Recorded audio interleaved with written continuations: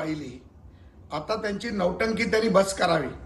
समाजाच्या नावाखाली मागच्या 7-8 महिन्यात स्वतःचा राजकीय वरदस्त करण्याचा जो प्रयत्न जरांगे पाटील करत होते, त्याच्या मागचा बोलवता धनी कोण आहे त्यांनी सांगावं।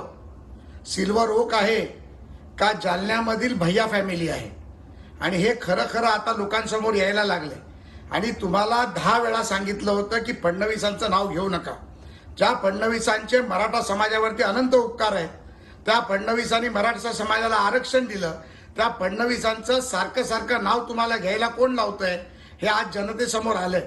पुन्हा एकदा 10% आरक्षण मिळाल्यानंतर आपली खेळलेली खेळी संपली हे आजच्या तुमच्या पत्रकार परिषदेतून तुमची परिस्थिती लक्षात येते, तुमचं दुःख लक्षात येते।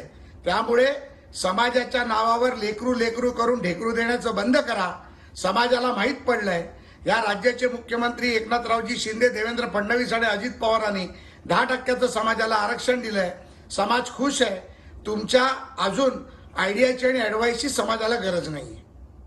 जरांगे पाटलांची तर भाजप नेते प्रसाद लाड यांची सुद्धा ही प्रतिक्रिया आपण पाहत होतात। भाजप नेते हे सुद्धा आता चांगलेच आक्रमक झालेले आहेत। फडणवीसांचे मराठा समाजावर